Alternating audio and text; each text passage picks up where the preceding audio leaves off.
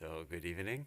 Our class tonight we're going to take up the study of Swami Vivekananda's hymn on Divine Mother, called Ambā Stotram. Ambā being a name of Divine Mother, meaning mother actually. Ambā means mother, often used to refer to Divine Mother. And we'll start with our opening prayer. Om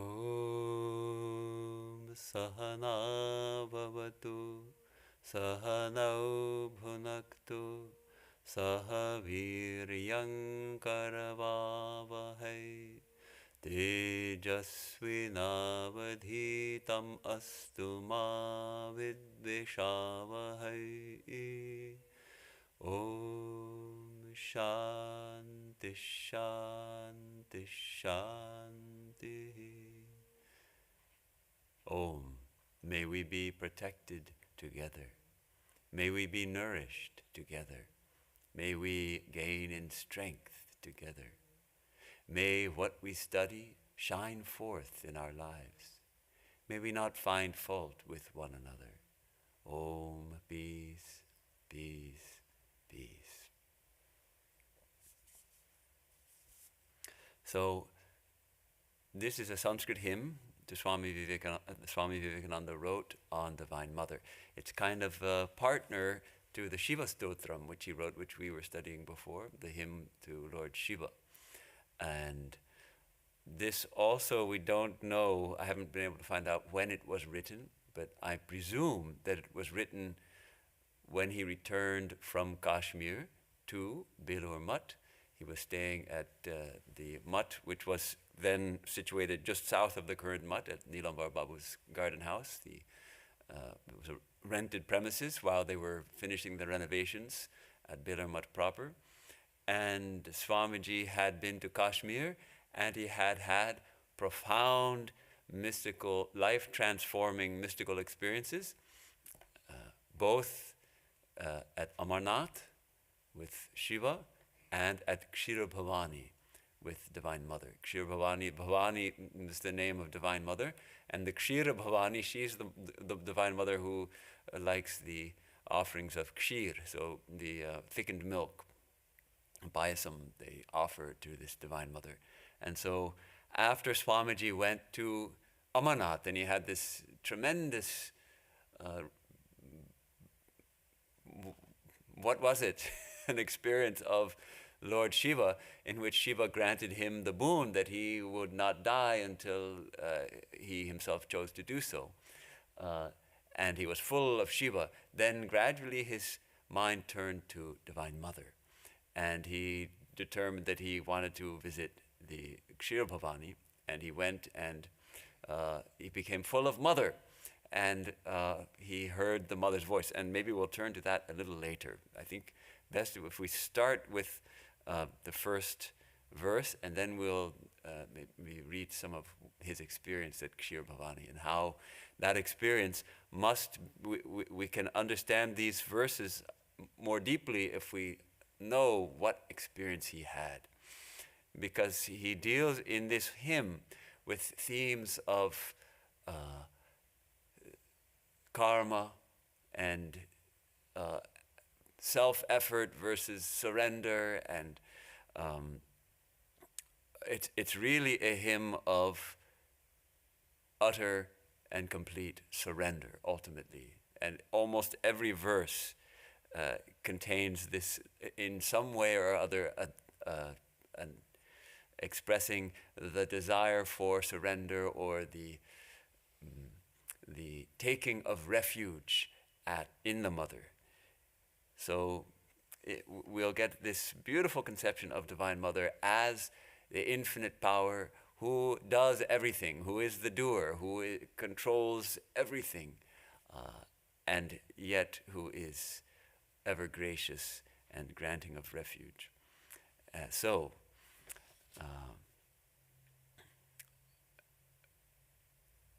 Let's take the first verse and let's chant it together. Those of you who know it will chant it with me, and we will look at the meaning of the text. Ka tvam shubhe shiva kare sukha dukkhahaste aghurnitam bhavajalam prabalormi bhangai shantim vidhatum ihakim bahudha vibhagnam Matav prayatna paramasi sadaiva vishve. This whole hymn has a lot of questions, actually. That's a unique feature of this hymn. Swamiji is continually asking questions. Who are you? Mother, who are you? What are you doing? To suggest that actually she is beyond our capacity to understand, because she is beyond mind and speech. So let's go through these lines. It starts with this ka, which is means who. It's these short phrases in Sanskrit, the ka, ki, kwa. They have they're interrogatives. So, ka tvam, who are you? Shubhe. We see that this is in the Sanskrit has these different forms. So this shubhe is in the form of calling. It means, oh, you who are shubha. Shubha means the one who is auspicious. So this means that this whole first verse is done in this vocative form. So he's saying, "O mother, who are you?" Shubhe, Shivakare. Shivakare is the one who does good. The "O you who do good." Kare is from kara, to do. Shiva is auspiciousness, goodness. Shubha can be auspicious, or it can also be beautiful, I suppose, because all the translations say, "Who are you, most beautiful?" Oh, beautiful, auspicious one. Who are you? Who are you, mother? Because look at the next thing. Sukha dukkha haste. Oh, you who in your hands hold both pleasure and pain, or happiness and misery, joy and sorrow. Sukha means, rather than pleasure, means happiness or joy. And dukkha, this su, du, in Sanskrit we have su meaning a good thing and du meaning a bad thing. So sukha, the good, the joy, and dukkha, misery. So you'll find in Sanskrit often these words come in pairs, just like the pairs of opposites, su and du. So sukrita, dukrita. Good, you've done a good thing, you've done a bad thing. So here, in your hands, mother, you hold both joy and misery. Who are you that you would hold both of these in your hands? And then it describes this universe as aghurnitam bhavajalam. The bhavajalam, the bhava means this universe. Jalam is water, or in this case, the ocean, this universe conceived of as an ocean. And what has happened to it? It's aghurnitam. It means it is churning. It is completely churned. It's whirled. Ghurn is to whirl. So aghurnitam is agitated, churned, whirled. It's a past participle. Aghurnitam. This ocean of this universe is churned. And what is there? Prabalormi bhangai.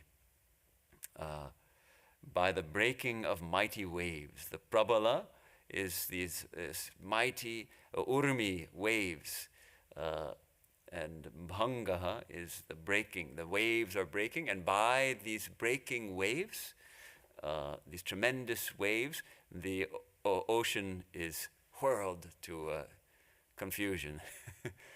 And then he asks, Shantim vidatum Iha kim, again, is it that to establish peace, shantim vidhatum, iha, here in this world, vidhatum, to bestow, to establish. Is it to establish peace, harmony? Kim, bahudha vibhagnam. Bahudha is in many ways. The vibhagnam is broken apart, shattered, fragmented. So is it to establish peace here in this universe which seems that the peace is so shattered? The peace is there. Where's the peace? Where indeed is the peace? And then last line, Mata, O mother, prayatna paramasi. Prayatna is you are supremely engaged in effort. Prayatna parama. Asi, you are always sada eva, sadaiva, vishwe, in the universe. So is it that you are constantly working here? Is it why? Is it to establish harmony? Is it to reestablish peace? To restore the shattered calm, as it were? So we have in our, as a reference, we have the translation which is in our booklet, which is by Swami Ashokananda of San Francisco. And we also have the Complete Works translation, which is a little bit awkward in places, but it also gives us insight into the meaning. And we have a third translation by a monk who shared with me his translations. So let's read Swami Ashokananda's translation. O beautiful, auspicious one, holding in thy hands pleasure and pain, who art thou? The waters of existence are whirled to mighty bursting waves. Is it, O mother, to restore the shattered calm that thou art ceaselessly active in the universe? Another this translation from our monk. Who are you, most beautiful? Doer of good, your hands are pleasure and pain. The ocean of existence is whipped into mighty waves. Are your ceaseless efforts to restore harmony to this broken universe, O mother?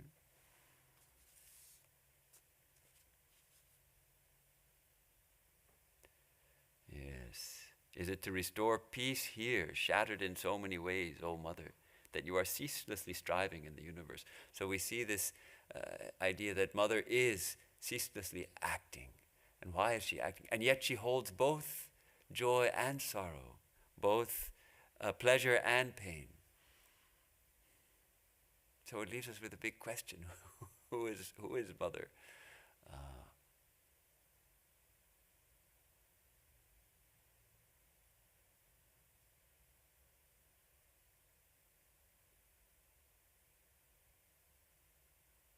We find this, it's very personal. We find this, the conception of mother that Vivekananda gives us in this hymn is at once infinitely powerful, infinitely active, holder of the pairs of opposites, holder of all paradoxes beyond our ability to comprehend, and yet also intensely personal. She is our own mother, our beloved mother, to whom we trust, in whom we seek refuge. Let's do one more verse here, the next verse. And interestingly, the verses alternate between, some of the verses are directly addressing mother in this vocative form, O mother, and some of the verses are saying, talking about mother as she. So both sides. In fact, I didn't count. There are 7 verses, and verses number 1 and number 4. In verses number 1 and 4, or number 1 and 5 rather, Swamiji addresses the mother directly, and in the other verses he talks about her in the third person. Sampadayatya viratam tvavirama vritta Ya vai sthita krita phalam tvakritasya netri Same bhavatvanudinam varada bhavani Janamyaham dhruvamidam dhrita karma pasha. Oops, went a little low there.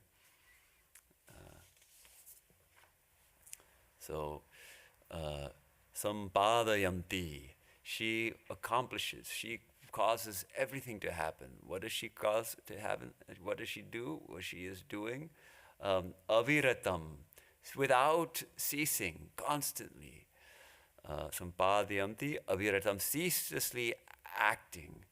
Tu avirama vritta. Uninterrupted activity. Again, this vritta is this constant activity. So we find that she is huh?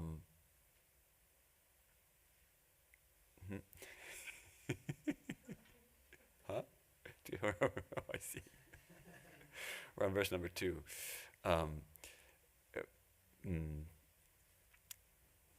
Where was I? Here we go.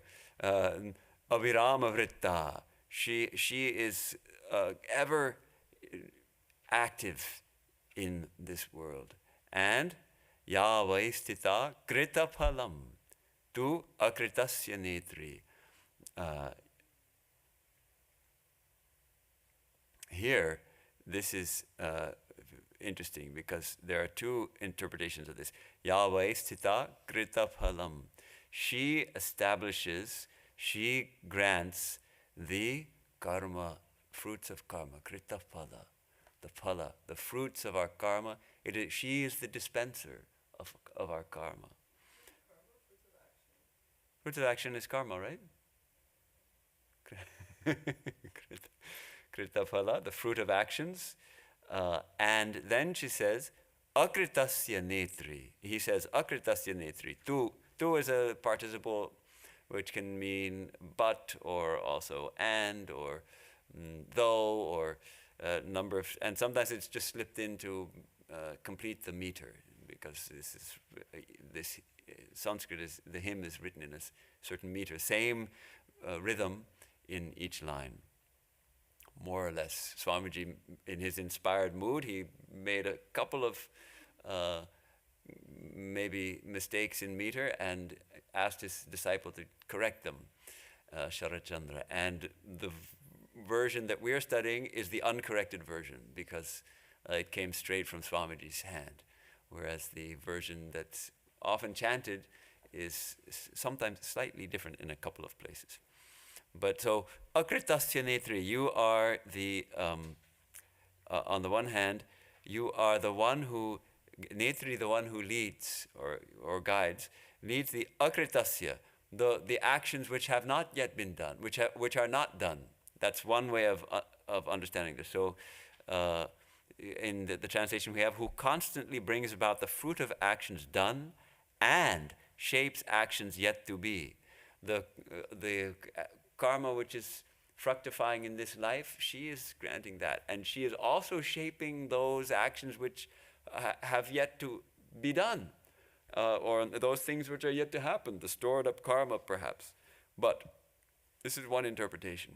But I just found a different interpretation, turning to the Bengali translation of this hymn from Sanskrit into Bengali, and we find that there, the interpretation is that akritasya means of those who are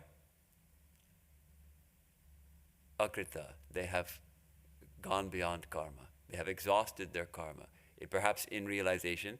Then she is the netri, the leader, who, where does she bring them? She brings them to liberation, to freedom, to moksha. So this is a beautiful interpretation that on the one hand, she is ever engaged in what? In bestowing the fruits of karma, and also in leading to freedom those whose deeds are done. So What did Swamiji mean? Mother knows which of these interpretations is correct. We can appreciate both of them.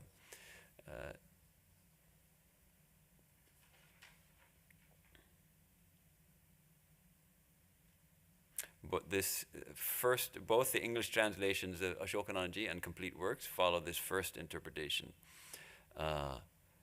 Oh, may the Mother of the universe, in whose activity no respite rests, incessantly distributing the fruits of action done, guiding unceasingly all action yet to come.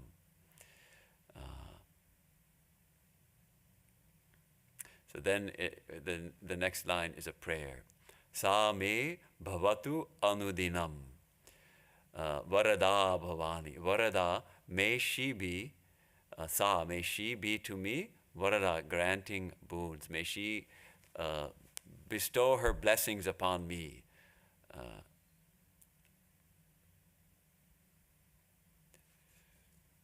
Anudinam. Always, you can say. Anudinam, day after day, you can say, every day. Or here in may she ever, bhavatu, varada, bhavatu, may it be that that she is always blessing me, Bhavani, she who is Bhavani, the mother of the universe. And then, Janami, I know, aham, I know, dhruvam, without a doubt. I know without a doubt that idam, here, this, she, what do I know? That she is the dhrita, the holder of karma pasha, the ropes of karma. She holds the rope of karma.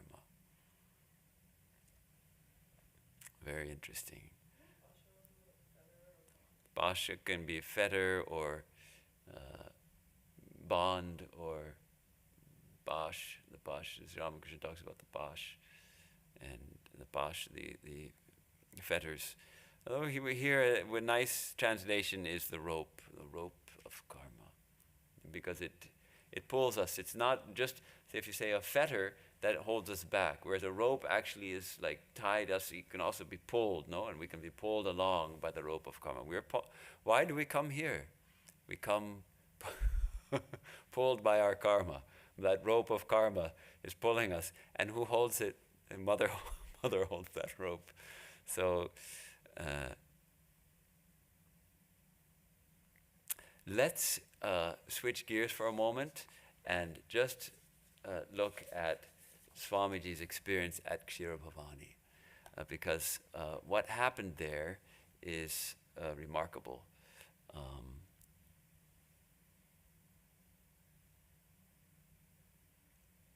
And we get a sense of the situation.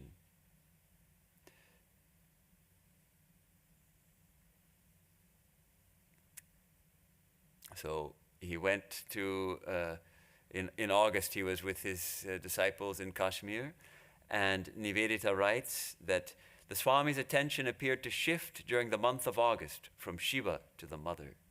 He was always singing the songs of Ram Prasad, as if he would saturate his own mind with the conception of himself as a child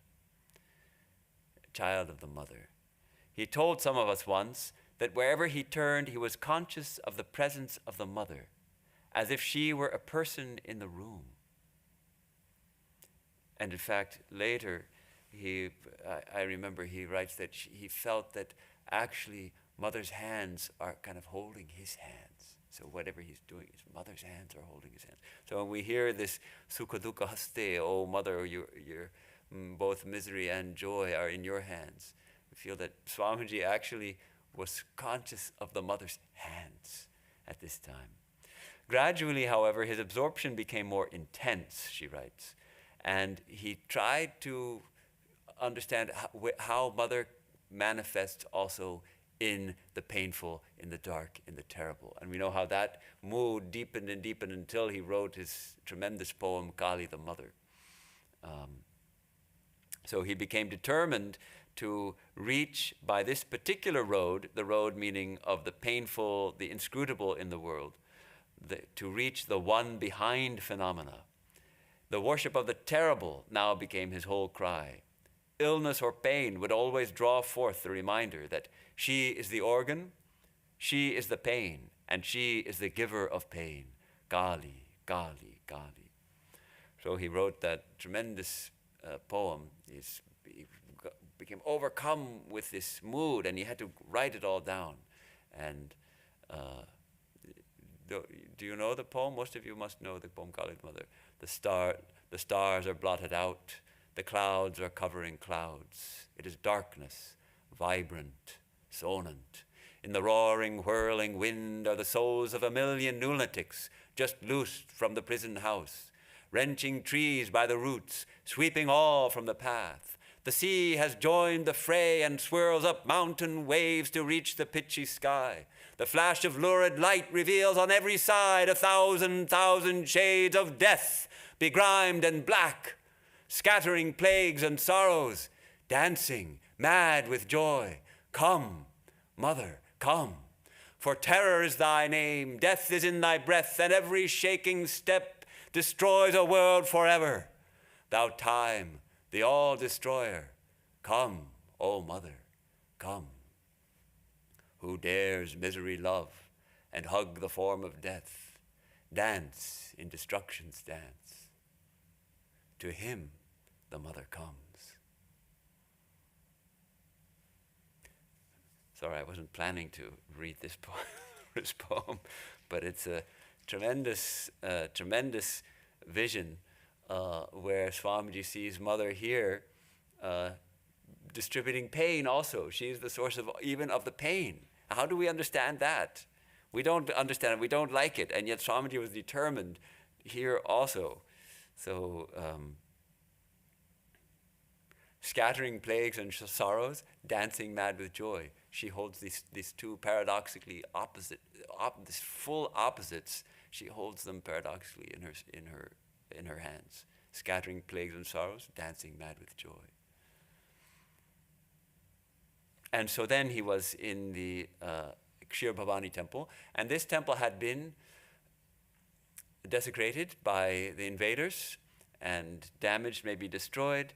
And he was there in the temple, and what came to his mind was, how could the people of that time have permitted such sacrilege without offering strenuous resistance? If I were here then, I would never have allowed such things. I would have laid down my life to protect the Mother. And then he heard the Mother speak. And what did she say? He told his disciples, I have been very wrong. He said simply, Mother said to me, what? Even if unbelievers should enter my temples and defile my images, what is that to you? Do you protect me? Or do I protect you? So that was the voice he heard. He's thinking, I would have protected the Mother. And Mother says, oh yeah? Who's protecting who here? You think you're protecting me, or am I protecting you? Interesting, it comes in a question. She puts it in a question, but he understood, oh, I see, Mother is the protector. Mother destroys her own temples, and she builds her own temples. So, right. I'll read it. Yeah, she describes how Swamiji came back from this experience, transfigured. She says she was a transfigured presence, silently passing from one to another, blessing us and putting marigolds on our heads. I offered them to Mother, he said at last, as he ended by handing the garland to one of us. Then he sat down. No more Hari Om. It is all Mother now, he said with a smile. We all sat silent. Had we tried to speak, we should have failed, so tense was the spot with something that stilled thought. He opened his lips again. All my patriotism is gone. Everything is gone. Now it's only Mother, Mother.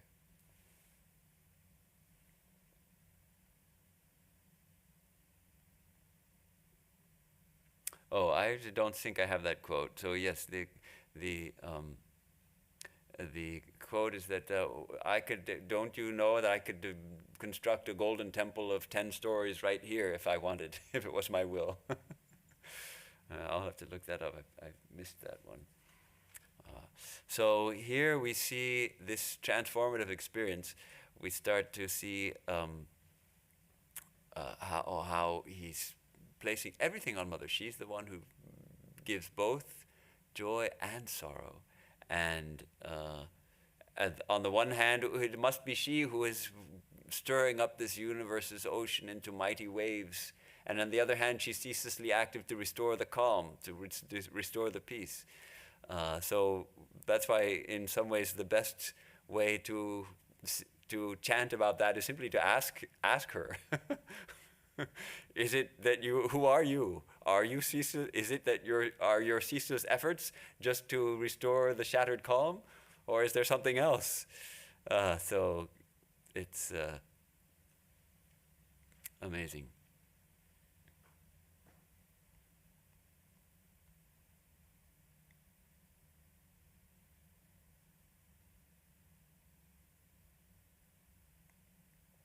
Okay, so next we shall take the third verse. Kuva dharma kimakritam kapala lekha kim va drishta phalamihasti yam vinabho ichha pashair niyamita niyama swatantrai yasya netri bhavatu sa sharanam mamadya. All right.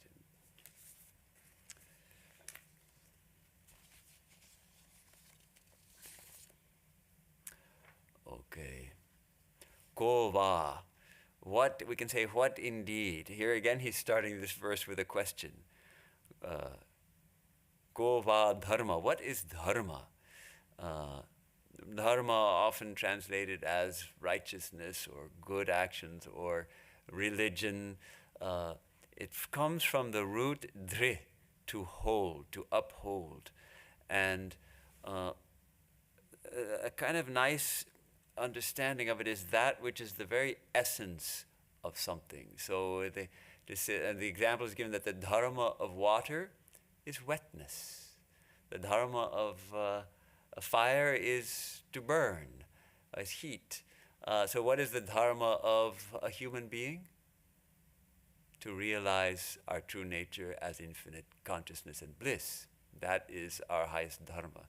And so any action we do which is brings us closer to that is dharma. What? What? Tattva? Tattva means the tattva is the principle.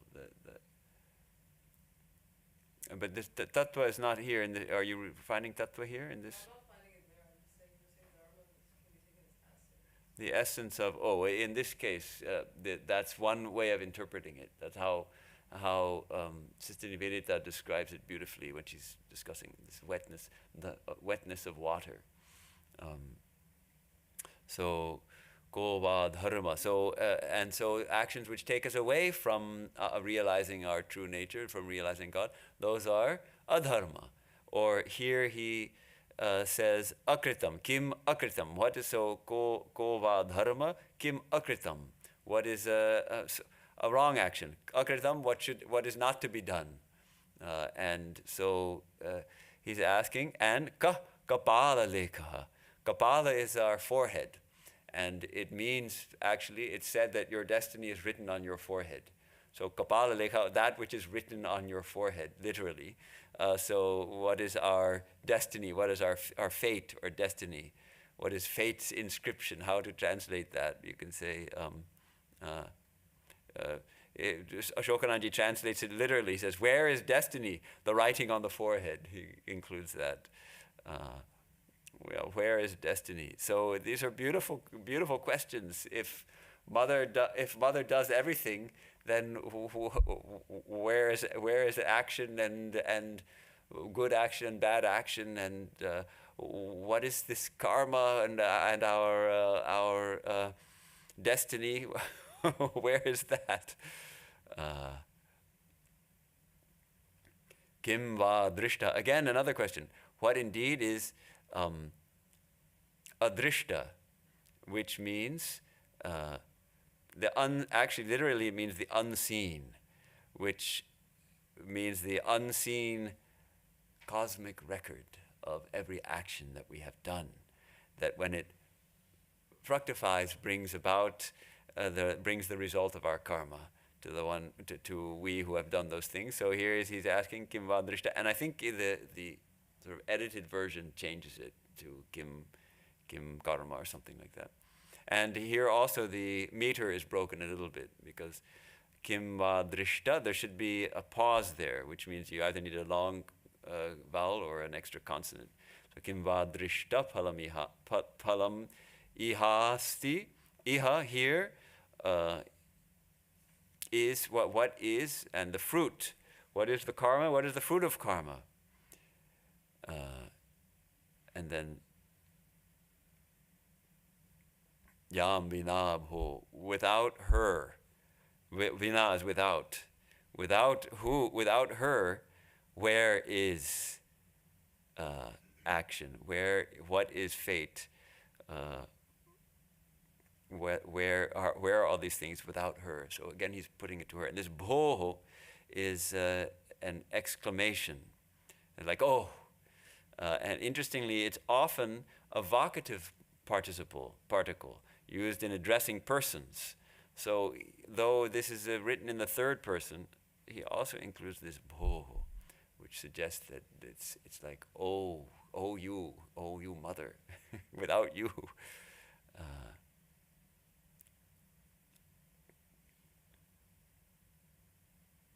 Icha pashahi, by your pasha, there you have again the pasha, the cords of your will, your icha.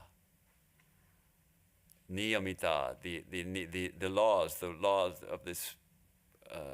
Niyamita means restrained or governed, and niyamaha are the laws of karma, the laws of this universe.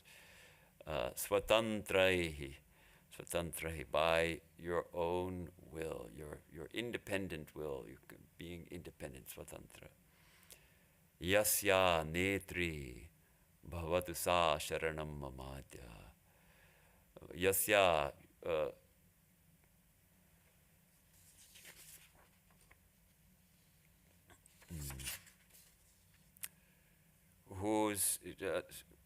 she is also the netri. We have that word before. She is the guide, the controller. Bhavatu, may she be.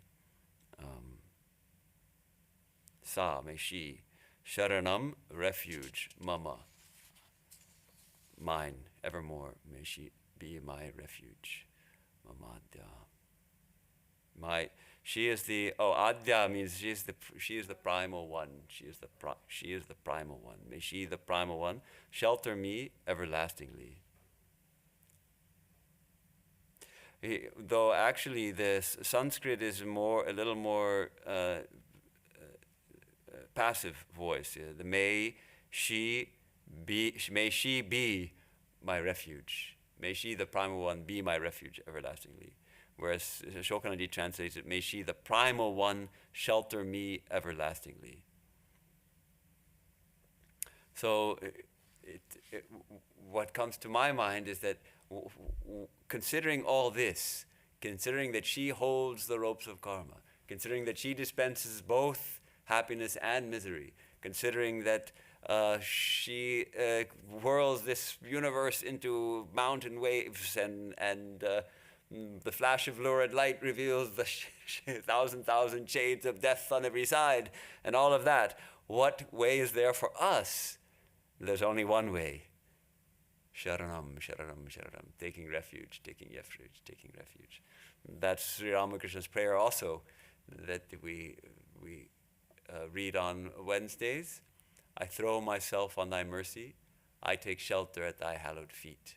Actually, the Bengali is Ma, Ami, Tomar, Shoranagato. Shoranagato. That's it. Ma, mother, Ami, I, Tomar, your, Shoranagata. Utterly surrendered and taken refuge. I have fully dedicated. I throw myself on thy mercy. I take shelter at thy hallowed feet. Sharanagata. That's a good translation of Sharanagata. So it's actually a beautiful mantra that Sri Ramakrishna gives us in his prayer. It's also Sanskrit, so it's not just Bengali Sanskrit. Both Sharanagata is you can call it a mantra given by Sri Ramakrishna when he's teaching us how to pray. And this clearly is the mood in this hymn. Because that's where he starts in this third verse. Fourth verse also includes refuge, and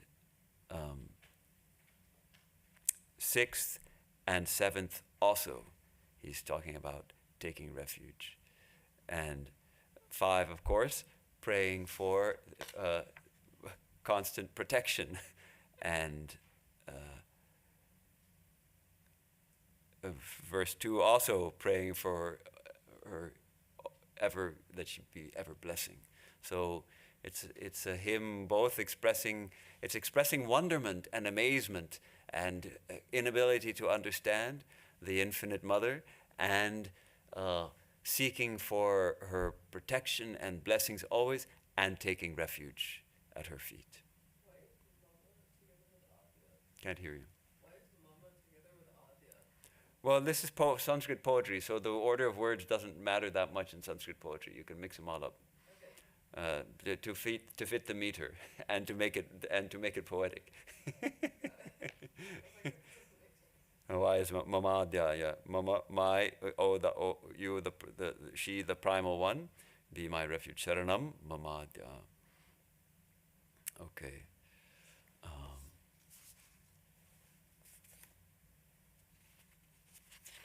So,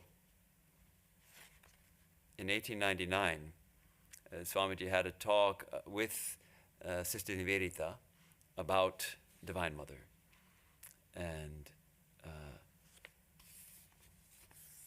I'd like to read some excerpts from that because it gives us some. It was on Saturday morning, May 27, 1899, and 7 in the morning, and she wrote it the next day in a letter to Josephine MacLeod. So we know it's very accurate. I mean, it's as accurate as you remember a conversation yesterday. At least Swamiji, who had Nivedita, who had a good memory. Those days there was no tape recorders or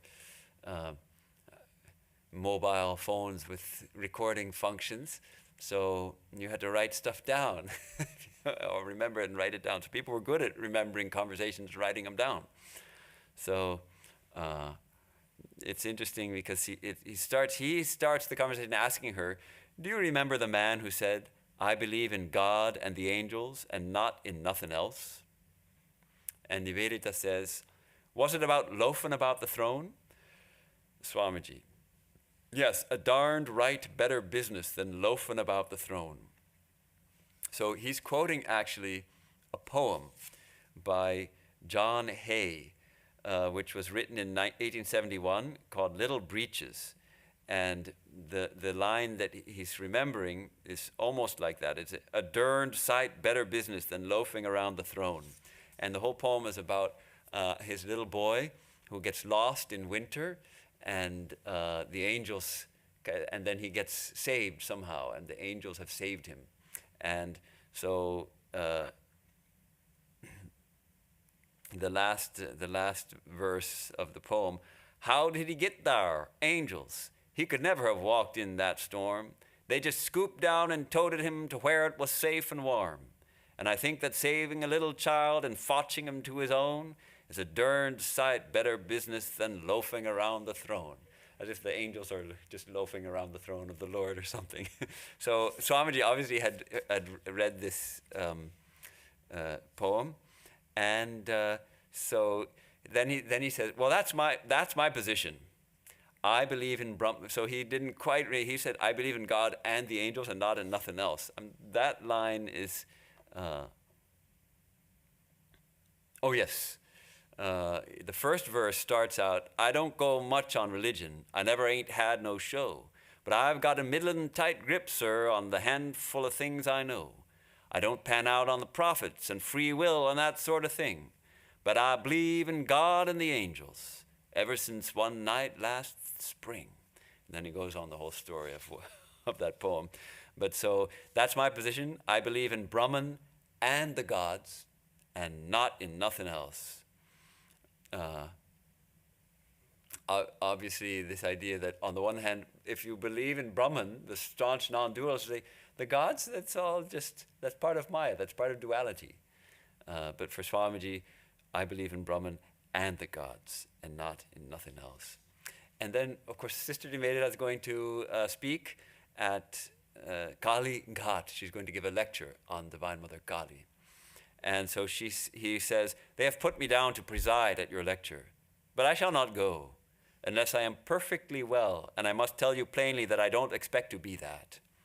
It will be awfully hot, and I could not restrain my excitement, because now this is interesting. For we have been Kali worshippers for centuries, and every bit of that place is holy to me. Even the very blood on the ground is holy, every drop of it. I could lick it all up out of reverence. So that's, and of course there is blood on the ground at Kali Ghat because they sacrifice goats there to Divine Mother. But then he says, how I used to hate Kali and all her ways. That was my 6 years' fight because I would not accept Kali. Nivedita asks, but now you have accepted her, specially, have you not, Swamiji? Swamiji answers, I had to. Ramakrishna Paramahamsa dedicated me to her. And you know, I believe that she guides me in every little thing I do and just does what she likes with me. So here we get a glimpse of this attitude which is expressed in this hymn is also this. I believe that she guides me in every little thing I do and just does what she likes with me. This was in 1899, May. So just maybe 5-6 months after this poem, we presume that this poem was written. And then he admits, yet I fought so long. I loved the man, you see, and that held me. I thought him the purest man I had ever seen. And I knew that he loved me as my own father and mother had not the power to do. Then Nivedita pipes in, defending the Brahmos a little, because Brahmos, they reject all deities, right? All devas. They though they are not Advaitins, but they reject image worship. So she says, but when you doubted so long, with all your chances, what wonder if Brahmos still doubt? Swamiji, yes, but they never saw that immense purity in him that I saw, nor got the love. Nivedita, but I fancy it was his greatness that made the love hold you without palling, wasn't it? Swamiji, his greatness had not dawned on me then. That was afterwards, when I had given in. At that time, I thought him simply a brain-sick baby, always seeing visions and things. I hated it. And then I had to accept her too. And then Nivedita, won't you tell me what made you do that, Swami? What broke all your opposition down? And here we have to get frustrated. He says, no, that will die with me. I had great misfortunes at that time, you know. My father died and so on. And she saw her opportunity to make a slave of me. They were her very words, to make a slave of you. And the Ramakrishna Paramahamsa made me over to her. So, Swamiji, apparently, even before Kshir Bhavani, he heard the voice of the mother. when probably that time when he was sent 3 times to the Kali temple, and each time he was Thakur sent him to pray for the relief of his material wants, his poverty, and 3 times he couldn't do it. The first time, 2 times he completely forgot about it, and then the 3rd time he remembered and felt so ashamed that he would ask the Divine Mother for such a paltry thing. Probably that time. She saw her opportunity to make a slave of me. They were her very words, to make a slave of you. And then, skipping a little, but the next question Nivedita asks him is, I always look upon Sri Ramakrishna as an incarnation of Kali. Isn't that what the future will call him? Swamiji answers, yes. I think there's no doubt that Kali worked up the body of Ramakrishna for her own ends. You see, Margot, I cannot but believe that there is somewhere a great power that thinks of itself as feminine and called Kali and the mother. And I believe in Brahman too, that there is nothing but Brahman ever. But you see, it's always like that. It's the multitude of cells in the body that make up the person, the many brain centers that produce the one consciousness. Nivedita, yes, always unity in complexity. Swamiji, just so. And why should it be different with Brahman?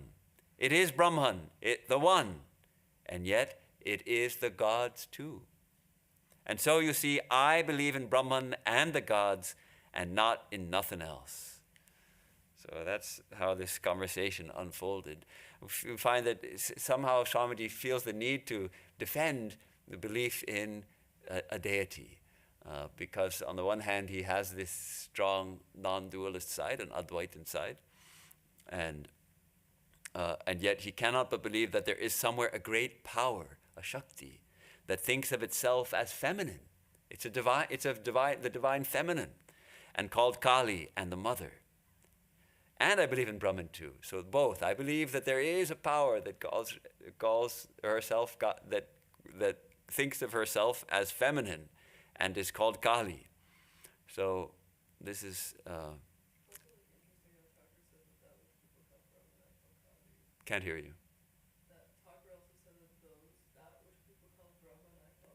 That which people call Brahman, I call Kali. Right. And he would say sometimes that when I think of the absolute of reality as inactive, I call it Brahman. When I think of it as active, I call it Kali. Yes. So then there's something which he says, these things must never be told to anyone. So we will, but I'll still read it. Very interesting, hilarious. But how she torments me sometimes, he says. How she torments me sometimes. And then I go to her sometimes and say, if you don't give me so-and-so tomorrow, I'll throw you over and preach Chaitanya. And that thing always comes. So this is the prayer Swamiji had to Divine Mother. When things got really tough and he wanted some boon, he wanted some help in this world. And of course he said Kali worship is his special fad. It helps him in his work. He didn't preach Kali Puja ever. And afterwards he said these things must never be told to anyone. So his prayer was to Mother was, if you don't do so and so, I'll throw you overboard and preach Chaitanya. There is this kind of subtle antagonism between the worshippers of Mother Kali and the followers of Sri Chaitanya who worship Sri Krishna, and they tend to be a little bit dogmatic.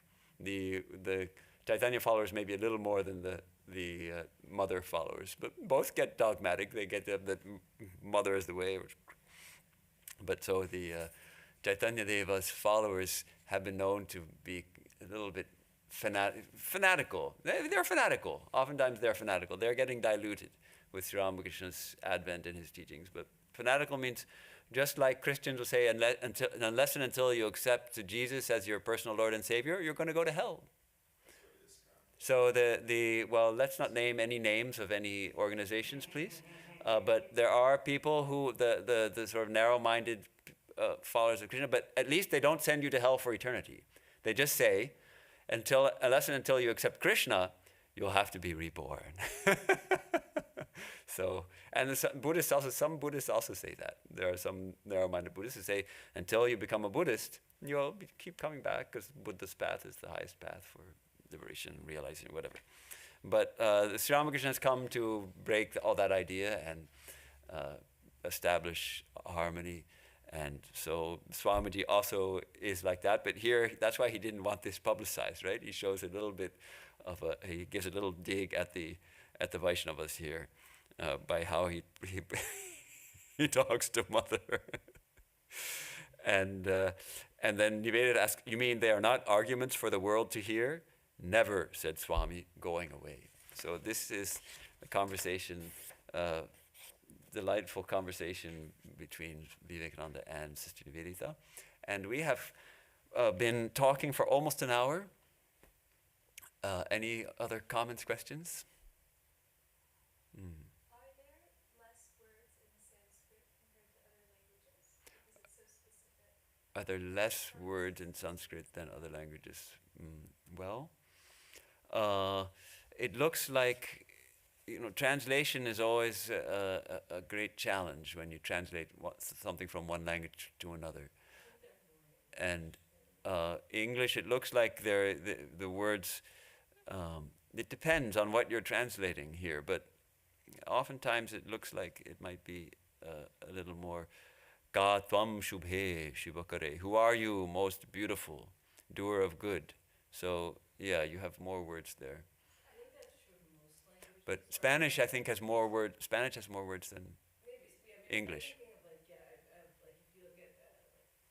word languages that have more either agglutinative, they have additions to the words like Latin or Greek. Right. One word can express a lot more, but I don't know Spanish, but I know English. We rely so much on words. Helper words, right? Prepositions and other things. Chinese they can take a whole paragraph, and it's there's a specific word for that it itself takes a paragraph. Right. That's exactly right. A lot of the Sanskrit, the meanings are by the endings of the words so the verbs. In English we have to say I go, but if in Sanskrit you can just say chalami. It means I go. You can say aham chalami. I means the word aham, but you don't need the aham. Chalami itself means I go. And if you say with like the instrumental case, you say with something, like by something is like we saw it here. Prabalormi bhangaihi, by these waves. And the by is not necessary because it's built into the ending of the word. That's what Ananta was saying. Kind of a silly question, but it will help me understand Sanskrit more. So I'm curious if the language itself. Did you bring a mic? Give it then. So I'm curious about the language itself and its purpose. It's a very beautiful language. So does it have words for common things I don't know if there's ducks in India, but Sure, there's words. They have the word duck, or is that not poetic to be? No, they have all kinds of words. They have all kinds of literature, and it used to be spoken, and it's still there. It's been revived as a spoken language, so they do speak Sanskrit even now. And I guess they coin new words. Obviously, there'd be no word for mobile phone, so they probably coined something. Okay. But Thank you. you know, Something that it's not spoken like a regular language or something. it can be. It's beautiful to hear, and there's a movement to do that. And so they even in families they even speak it at home. There's a few villages I've heard in India where it's the spoken language, and it's spoken by pundits. And if I've seen Sanskrit pundits furiously debating philosophical points in Sanskrit, and they're firing back in Sanskrit, and it goes so fast that I can't understand it at all. But it's fascinating to see how it's still a living language for the philosophers, and we learned a little spoken Sanskrit in our seminary.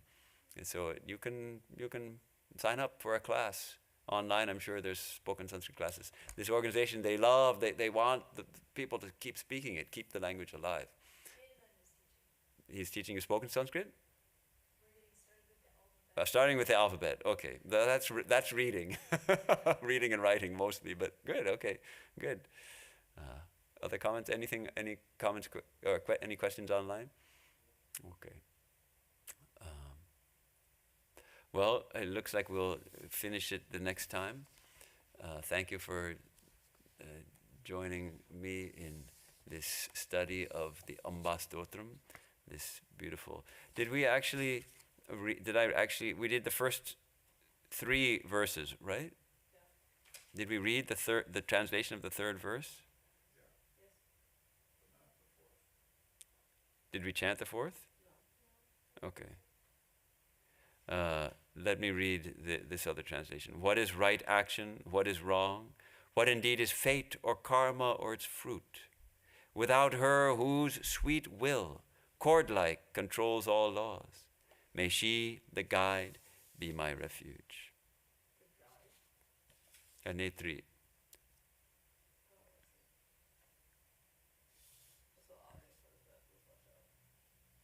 Right, that one leaves out the adya. I don't know why. Okay.